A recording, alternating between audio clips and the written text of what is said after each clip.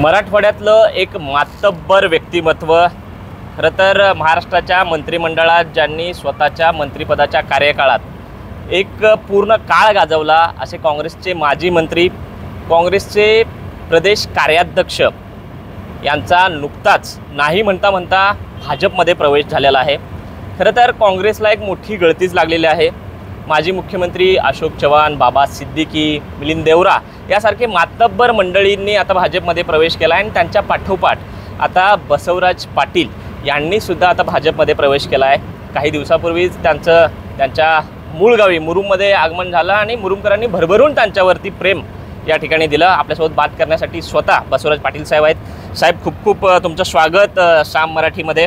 काय सांगाल पहिली प्रतिक्रिया भाजपमध्ये प्रवेश केल्यानंतर? भाजपमध्ये प्रवेश करणं ही फार आनंदाची गोष्ट आहे आणि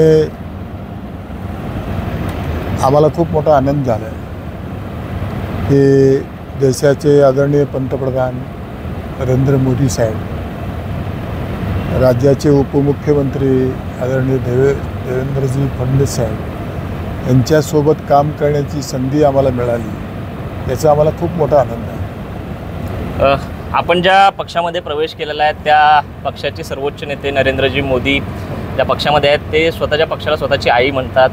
आपण सुद्धा मागच्या 40 वर्षापासून काँग्रेस पक्षामध्ये काम केलं। खरं तर आईसारखंच तुम्हीही काँग्रेस पक्षाला मानत असाल। आईपासून दूर गेल्यानंतरची भावना काय? नाही, आम्ही जिथं आहोत तिथं राहिलो, तिथं आम्ही प्रामाणिकपणानं काम केलं। ज्या पक्षामध्ये आम्ही राहिलो त्या पक्षावरती आम्ही आईवडिलांसारखंच प्रेम केलं आणि आज ही तीच भूमिका आहे की ज्या पक्षामध्ये आम्ही प्रवेश केलं आहे त्या पक्षावरही तेवढंच प्रेम आम्ही करणार, तेवढीच निष्ठा ठेवून आम्ही काम करणार। लातूर जिल्ह्यामध्ये साहेब आपण जर बघितलं तर कुठेतरी कुरघोडीचं राजकारण होतं अशी चर्चा होती। मागची 10 वर्ष तुम्ही औसा तालुक्यामध्ये प्रतिनिधित्व करून तुमच्या विकासाच्या कामानं महाराष्ट्राला दाखवून दिलं की एक आमदार कशा पद्धतीनं काम करू शकतो आणि एक विकासाचं मॉडेल औसा तालुक्यातून तुम्ही दाखवून दिलं। मागच्या निवडणुकीमध्ये तुमचं जे विकासाचं मॉडेल होतं त्याला म्हणावं तितकं यश मिळालं नाही। तिकडं त्या ठिकाणी आपले प्रतिस्पर्धी जे आता आपल्या पक्षामध्ये आहेत ते त्या ठिकाणी निवडून आले, पण तिकडं कुठंतरी गटातटाचं राजकारण झालं। देशमुख कुटुंबियाच्या वतीनं तुमच्या प्रत्येक कामामध्ये अडथळा आणण्याचा प्रयत्न केला अशी चर्चा होते। खरं तर तुमचा स्वभाव तसा नाही आहे कोणावरती टीका करणं, सोबर व्यक्तिमत्व आपलं आहे, तुम्ही टीका करणार नाही, पण आता ते विरोधी पक्षामध्ये आहेत। काय सांगाल? देशमुख कुटुंबियाकडून प्रत्येक वेळी कुरघोड्याचं राजकारण केलं गेलं अशी चर्चा चालू आहे। त्यांच्या जाचाला कंटाळलात असं सुद्धा म्हटलं जात आहे। आपण नाही बोलणार थेट हे माहिती आहे, तरीसुद्धा काहीतरी प्रतिक्रिया द्यायला पाहिजे। नाही, काहीतरी प्रतिक्रिया द्यायला काय त्याच्यात काही विषय नाही ना।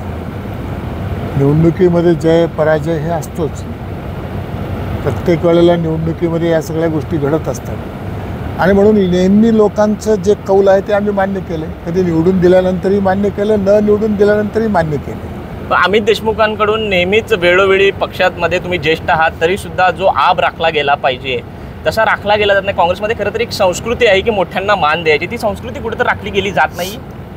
तसं काहीच नाही, आम्ही एकमेकाला चांगलंच वागलो, चांगलंच बोललो, चांगलंच राहिलो। त्यामुळं त्यांनी आमच्याशी असं काय वागले नाही, आम्ही त्यांच्याशी असं कधी वागलो नाही,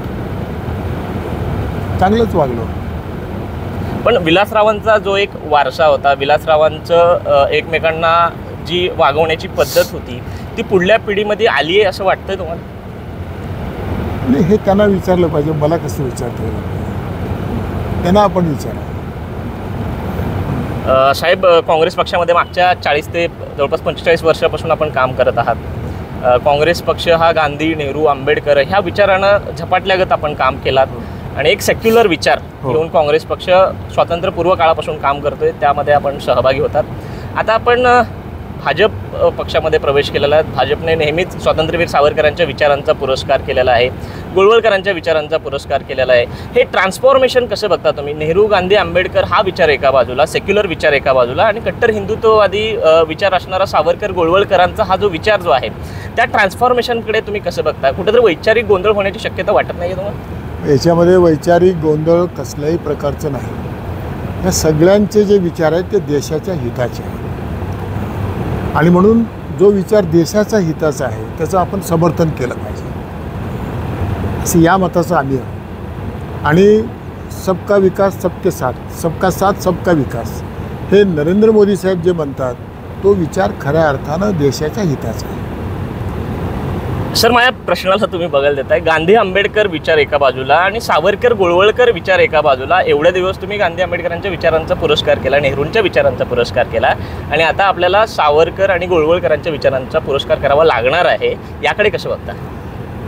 मी आत्ताच आपल्याला सांगितलं की हे सगळे विचार देशाच्या हिताचे आहेत आणि याच विचारामुळं आपला देश पुढे गेला आणि त्या विचाराला समर्थन देणं हे आपल्या सर्वांचं कर्तव्य. नेमका कुठचा विचार सर? गांधी सगळे आंबेडकर विचार की ज्याच्या सावरकर? वेळेला ज्या लोकांनी एवढ्या मोठ्या प्रमाणामध्ये काम केलं हे सगळे महामानव आपल्या देशासाठी अतिशय चांगल्या प्रकारे काम केलेलं आहे.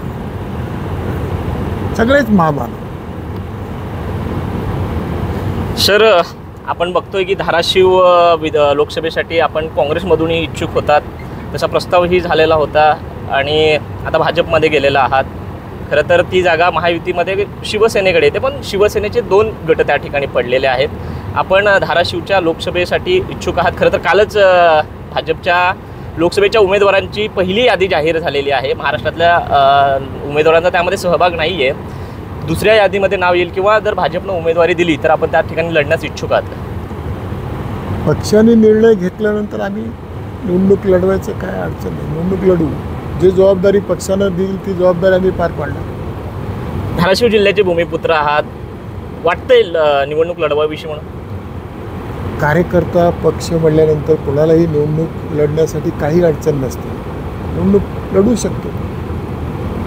त्यासाठीची तयारी? निवडणूक म्हणल्यानंतर तयारी तर करावीच लागतात ना. तयारीशिवाय निवडणुका कसं होतं? कोणत्या पातळीवरती तयारी सध्या सर सुरू आहे? कारण अचानक भाजपकडून कधीही धक्का मिळू शकतो. काही कुठला शब्द दिला गेलाय प्रवेश करते वेळेस किंवा जर काही नाही, आलाच कसल्याही प्रकारचा शब्द दिला गेला नाही किंवा आम्ही कसली मागणी केली नाही. पक्षानं जो निर्णय देईल ते आम्हाला मान्य आहे. पण जर पक्षाकडून सांगण्यात आलं की लोकसभा तुम्हाला लढवायची आहे तर कोणत्या पद्धतीची तुमची त्या ठिकाणी तयारी सुरू आहे आणि कशा पद्धतीनं या आगामी लोकसभेकडे तुम्ही बघताय?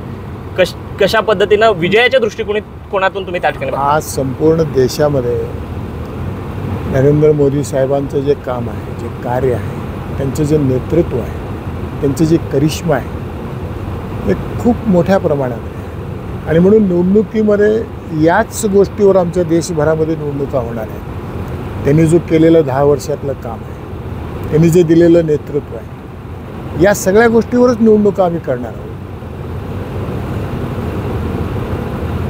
धाराशिव लोकसभेचा निकाल काय असेल 2024? ते लोकांनी निर्णय घ्यायचा आहे आणि आम्हाला खात्री आहे लोक निश्चितपणे नरेंद्र मोदी साहेबांवर विश्वास ठेवून सगळ्या देशातल्या 400 जागा निवडून येतील असं आम्हालाही वाटतं. एकेकाळचे तुमचेच सहकारी ओमराजे निंबाळकर आता विद्यमान खासदार आहेत.